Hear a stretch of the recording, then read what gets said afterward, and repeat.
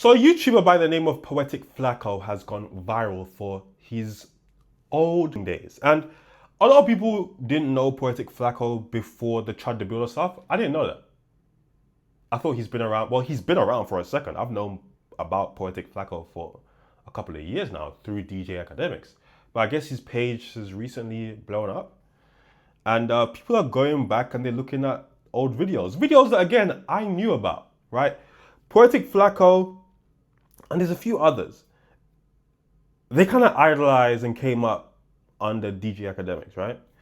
And Academics, he's a Republican. Race isn't really, he don't really dabble in that, which is why when he was debating Sneeko, who went so far with the cooning that Academics had to be like, it was crazy. For anyone who knows Academics, it was like the first time ever, right? But there's some of the things that Academics would say that people like Poetik Flacco took it and like cleaned it up. And you're gonna see it in this video. The trajectory I'm on right now and the mission that I'm on right now, bro, is again, man, is black prosperity, is black liberation, bro. He's white. He's a white supremacist, but he's Mexican. Okay, I can deal with him because he keeping a buck.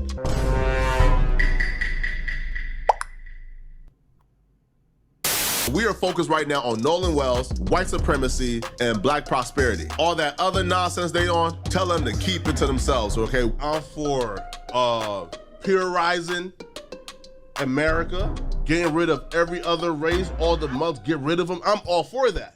Open and honest. Like saying, yo, I voted for Trump because Trump reminded me of what the good old days were like. All right. God damn. Listen, we respect that because that white boy keeping it a buck.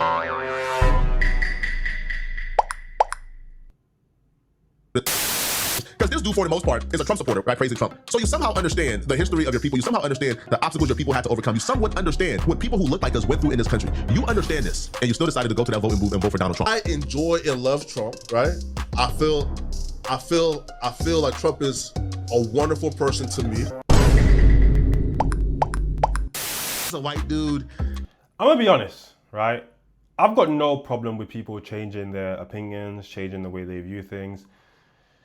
It is always a red flag when, as a grown man, like really core important beliefs shift the complete opposite way, right? So I've had takes since I've started YouTube that have evolved, that have changed. They're like small things, really and truly. From 25 to almost 30, my core principles are the same because they've been, I've been developing them for years. If I all of a sudden done a complete 180, right? And I started cooling it up, for example, right? I can't say that anymore, damn! You guys get the point. That would be odd. I think people would have the right to question, like, do you really believe this or not? It's not like you're 18 and now you're 25. Who I was at 18, almost completely different to who I was at 25. But 25 to 30, for example, there shouldn't be that much changing going on in your core principles, you know? I'm not saying it's impossible, it should never happen, and we should whatever. It's good that he's changed, but I think people have the right to question it. I come on his app and I cook white supremacists. I speak on white supremacy. I cook them. I cook the racist white dude. Yo, white folks care about crime so much, bro. They call the police, for example, on you, right? Yeah. Just by suspecting something.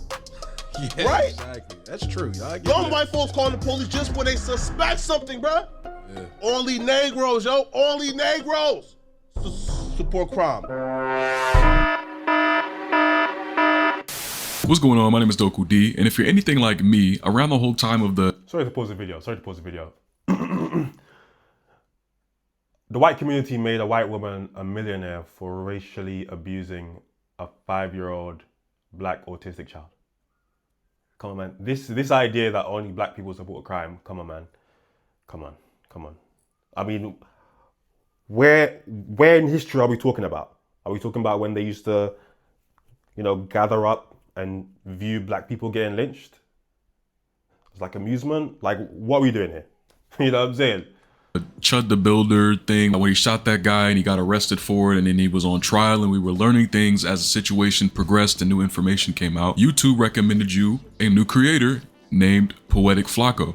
Now, Poetik Flakko covered the Chud the Builder situation in detail, which garnered him a new audience, and because of that, he was able to position himself almost like a leader in the black community or in black online spaces. What? And I, like many others, was a part of that new audience. I had no idea he had affiliations with things like No Jumper. I had no idea that he said any of the racist, horrible shit that he said in the past, and I have all... Poetik Flakko being a leader in the black community is like, again, it's like if academics became a leader, it doesn't make sense. It doesn't make sense. It doesn't make sense. The credit to give for the YouTuber Point and Shoot for making a video. He's made multiple videos about how weird and disgusting Frederick Jala is, who paid $2,500 for the box. So once again, I encourage you to go watch Point and Shoot's video. I'll have the link in the description so that you can get the full picture of all of the horrible, horrendous things he said. But to me, Poetik Flakko seems like a weird and disturbed individual. Paying for the box, so to speak, is already very disgusting and detestable. It's something I would talk about even if he wasn't, you know, a raccoon. Personally, I think that shit should be looked down upon more. It's really, really fucking nasty. And it shows a deep moral dilemma. Hey, I'll give you these survival bucks because that's essentially what money is in exchange, so I can touch you and inappropriately. Like it's just really, it's really fucking disgusting. Poetik Flakko, and I feel like it's important to talk about this and get people to stay on his neck, because he'll do anything for $1. Like, he's the type to do anything for $1, and we'll talk about that later. But he's pushing shady courses and like taking advantage of the fact that people trust him and see him as some type of bastion for good in a way, when really it's all a grift, because right now this is what's making him money. I mean, bro is currently in a controversy for describing in detail, for no apparent reason, someone's tape. Like, bro is body shaming and making fun of what, like, the homosexual, I guess, elements of it. He's just really fucking weird. And so that to me communicates that the whole, if you want to make the argument that he's changed and he got educated, I just don't really believe that. And not only because of this clip I'm about to show you, but I feel like someone who is constantly enveloped around the money they make and constantly talking about it, shoving courses down your throat, like spent his career being racist and also just saying the most inflammatory stuff, being on things like No Jumper, still to this day affiliating and being friends with people on No Jumper, like Adam22, dealing with the garbage and senseless parts of media in the world. I just don't think those types of people change. I think they just learn to adapt to the climate like cockroaches. Like, these niggas just scatter around like cockroaches to find the next meal, eat on it, and then run to the next meal. But let's look at that clip that I wanted y'all to see. And he will always, and I want people to know, he doesn't care about anyone but his money, his pockets. Vote for my personal interest. My personal interest will benefits me. All right? When I was down, talking about in the trenches, bruh, give me the handouts. Now I got a career and got something to go for myself. Hey, bro, I'm trying to protect my income as much as possible. So right? The richer Jala gets, you think that he is not voting for every conservative Republican that comes into play here? I mean... So I feel like this is particularly important, especially because how Poetik Flakko is trying to position himself. He makes it seem as though he's for black people first, and clearly he's not. I think if we were dealing with someone who's legitimately changed for the better, he would have addressed his previous stances and apologize for them. To my understanding, there's no record of any of that. In fact, the fact that Point and Shoot is pointing this out now, he's just wanting to avoid it and telling people, hey, stop asking me to look into drama and just focus on what I'm doing right now. He does. How is he doing this? Oh, you guys can't see because I'm covering his face. How the hell is he doing this shit over here? What kind of software is that? That shit is tripping me out. That because there's no way to excuse any of this shit. He is a grifter, 1000%. And if the money ever dries up and the other side becomes the most profitable, he'll go right back where he came. Even in his videos, before there was really a momentum of him getting his new viewer base, he was very like in the middle about topics, like kind of like, well, what do you guys think about this? Personally, hey, it's something certainly, not to mention the whole I vote for my own best interests thing, which is a really weak mentality to have. And I don't know, someone like that just doesn't change overnight. Like, this is my speculation about the shit. I just don't believe this nigga. I don't think someone who constantly centers what's best for them around everything that they fucking do, constantly looking for the next biggest dollar, paying $2,500 for the box, pushing courses down your throat. I don't think someone like that changes overnight. I just don't. I mean, it's a complete like fucking 180 switch up. It's ridiculous. And like I said, go watch Point and Shoot's videos to kind of see how different he is now compared to what he used to be. That shit is like not natural. But yeah, I just wanted to get like more awareness to this dude, because he, you know, he's constantly getting high amounts of views for pushing this narrative about himself that isn't really true. You know what I mean? I feel like when we talk about grifters, we never expect them to be like left wing or for black people and human rights, but like apparently we do have those niggas. And I think overall it's harmful to continue to platform and support this nigga when in reality he said a bunch of harmful shit towards us, and he's just kind of like skirting free without seeing the repercussions of that shit. Like, this nigga's living his best life lying. I mean, he even said it himself. He'll vote for his own best interest when the time comes. So okay, so great video. I'm gonna leave the link in the description below. He did make an apology video. He did make an apology video, and I want to get into it because how the hell is he going to tiptoe around this? I want to give the tap dancing sellout of the day award to Poetik Flakko. Now, who's Poetik? Well, I'm Poetik Flakko, okay? No, but all jokes aside, the tap dancing sellout of the day award goes to Poetik Flakko. Now, you're probably asking, why are you talking about yourself this way? Well, this stems from a comment I got on my last video from a subscriber called Beauty. Now, Beauty is a subscriber. She comments. I've seen her in my comment section often. So she's not a hater. She's not somebody, you know, who's a troll. Like, she's a real person, right? Who had a real critique. And the comment was, Flacco, you got some explaining to do. And the comment section and like in the thread, sorry, not threads, but the replies of the YouTube comments, not threads, because threads are a whole different thing. But in the replies, there were people pointing out, bro, Flacco, we've seen videos of you as a conservative. Now you're more left-leaning. What happened? What was the change? Why did you change? What's going on? And I certainly feel like, one, nobody is above accountability. Two, nobody is above being called to the carpet and taking accountability. And nobody is above giving answers. Like, I don't think giving answers make you less of a man. So I'm here to give answers and speak to my community and speak to my people. To even understand how I became or how I overcame, you kind of have to understand a little about my life. Now, a lot of you guys already know this information because it's no surprise. And I'm even here currently, but I spent a lot of my life in North Dakota, right? And North Dakota is overwhelmingly conservative, is Republican. Like mostly, like damn near everybody like I know is conservative in North Dakota.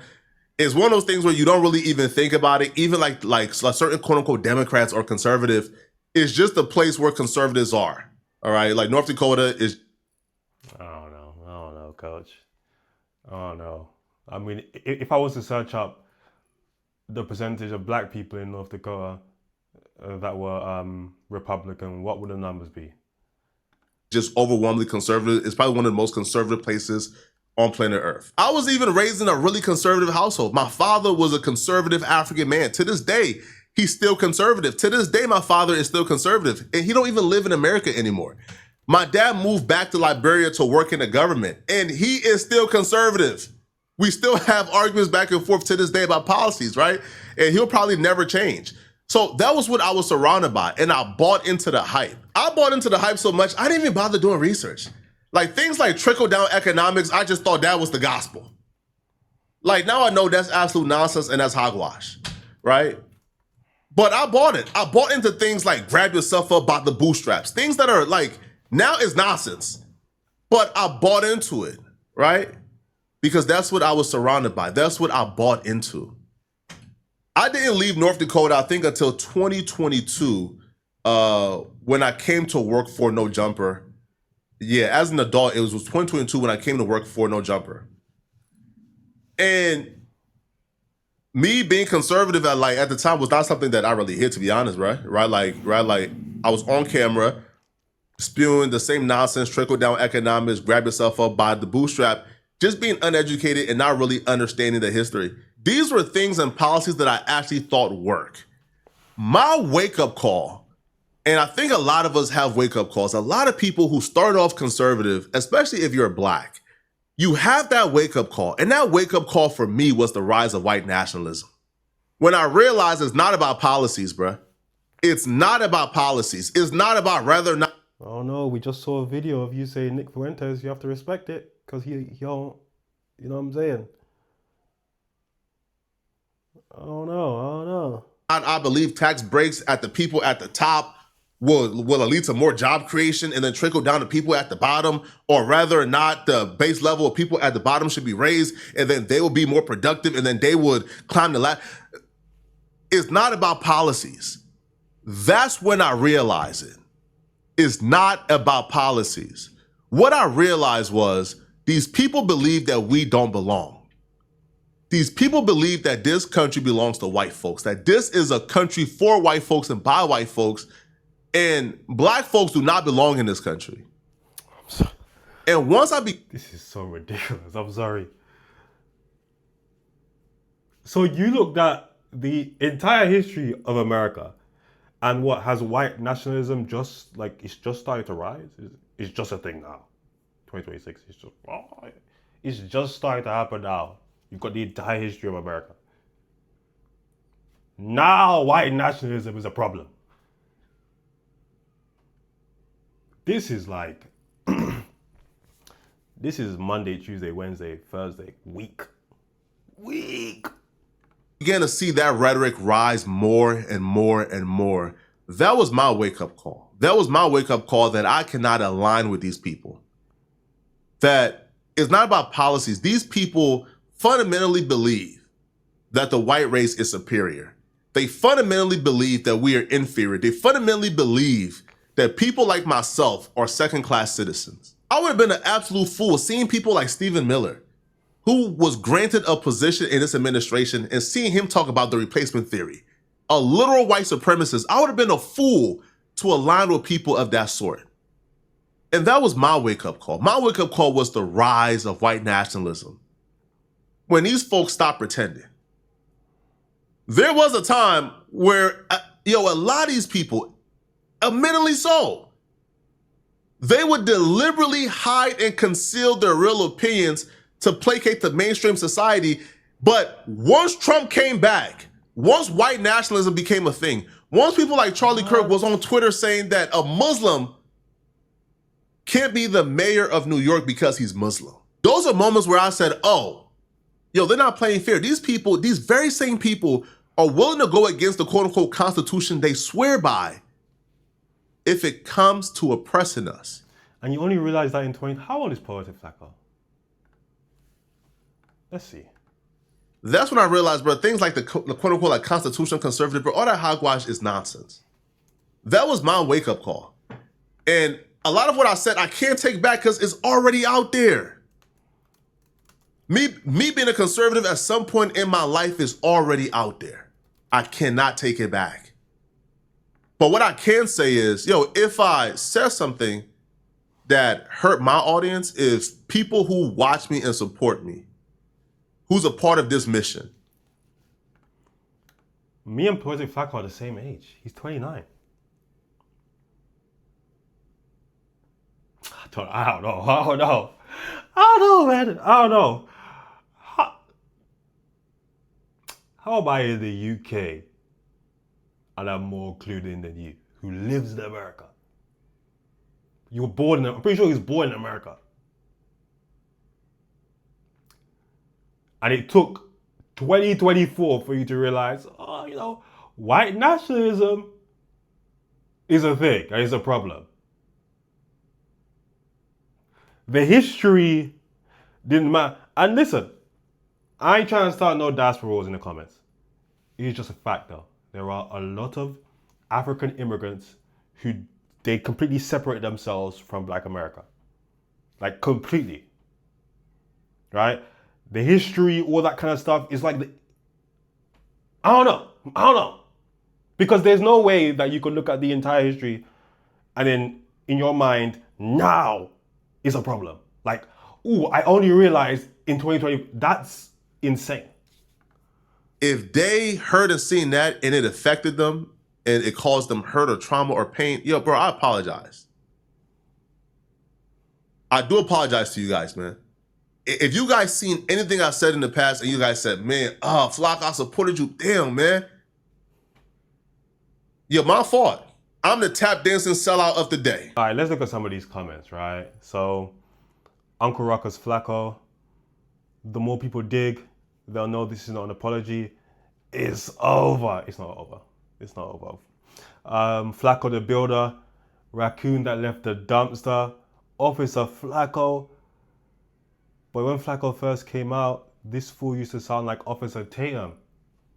It's true. You're an alien to the culture, doing your best to imitate a decent human being. Bamba, even the video comes off as slimy. I'm glad more people are seeing you for you.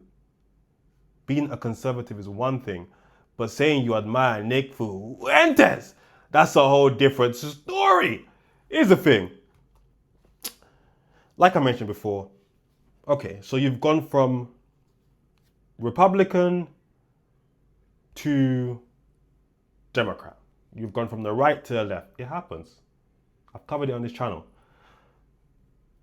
What's odd is going from a Republican who's like, he says some really crazy stuff, right? He says some really crazy stuff. And I bring it back to academics because academics used to do the war on Chirac, right?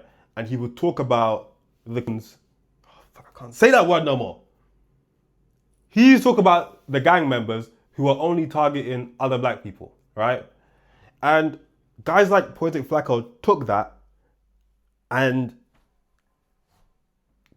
like raccooned it up, expanded on the goonery, right? Going from someone who's like that to now preaching for black people and I'm black activist, I'm black, nah, nah, nah. That's where it's odd. That's where people have a right to look and go, this stinks. This stinks. But you guys let me know your thoughts and opinions about this in the comments down below, man. I think you'll probably be fine.